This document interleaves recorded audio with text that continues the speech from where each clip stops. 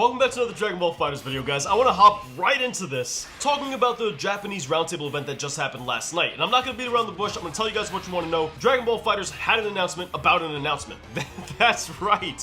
They announced an announcement during this roundtable event. And I'm going to be honest, this event was actually pretty productive, and I quite liked it myself. You can see in the image here that announcements are going to be coming in August. And it looks like they're going to be throwing some kind of celebration, some kind of event for Dragon Ball FighterZ. And they really are aiming for this event to be pretty big. So it almost seems to me, for them to throw such a massive event, they wouldn't do this just for a DLC character. It almost seems like they're not only there to not only appreciate Dragon Ball FighterZ and its success, but also to announce multiple things. Maybe I'm looking too deep into it, but I think we might end up seeing more than just one announcement for Dragon Ball FighterZ during this celebration. As to what those announcements are going to be, I don't know. I just know at least one of them is going to be a character reveal. But that's pretty much all we got out of this roundtable event, and I'm not mad at that. But what do you guys think about it in the comments down below? Let me know. Also, before we get into the next topic, if you're new here, feel free to subscribe. I'm going to keep you up to date regarding everything Dragon Ball FighterZ that comes out in the future. Now, next up, they did talk about some very interesting stuff. They talked about the future of crossplay.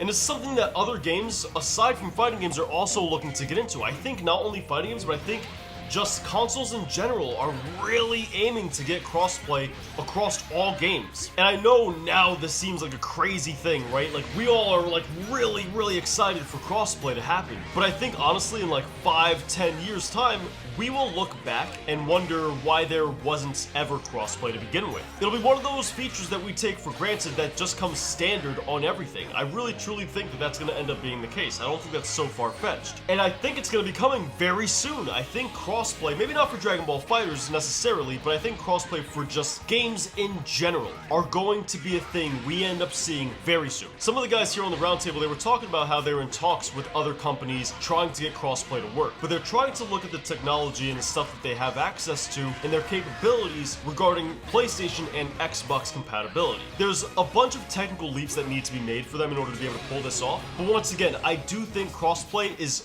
very close on the horizon, like right around the corner. Maybe in a year or two, I can totally see it happening, because I mean, even a game like Dead by Daylight, which I don't know if any of you guys are familiar with the game, but it's a game I love a lot, they're getting crossplay extremely soon. Like, if I understand correctly, we're getting it within a year. But also, they had a really interesting conversation about user experience on an online fighting game. You see, because a lot of these fighting games deal with ranks, and obviously there's going to be certain people who are much higher ranked that have a really hard time finding games. And there are going to be people who are much lower ranked who really have a hard time finding games as well. And this is the truth for a lot of people over the span of many different fighting games. So they talk about how they want to create kind of like an artificial computer-played training partner that can kind of get you up to speed, and you can train with them. That way you can partake where the online base is. So if the majority of, and I'll use Dragon Ball FighterZ as an example, if the majority of people are at Super Saiyan God, and you decide to hop on one day and you're a Cyberman rank, well then you'll have yourself a computer-played training partner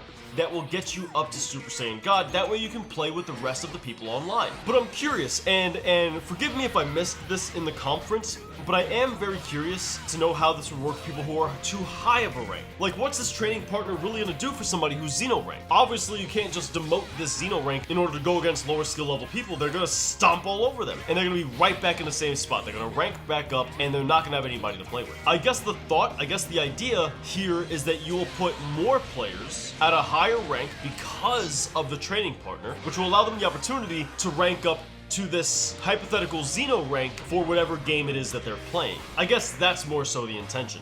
But let me know what you guys think about that feature in the comments down below. Anyway, guys, that's gonna wrap it up. Once again, if you want to stay up to date with all of the latest things for Dragon Ball FighterZ, subscribe here. I'm gonna be covering everything regarding this game. The same way that they had a conference about these topics, I'd love to have a discussion with you guys in the comments down below. So let me know your thoughts on these topics down there. Thanks for watching. I'll catch you guys in the next one.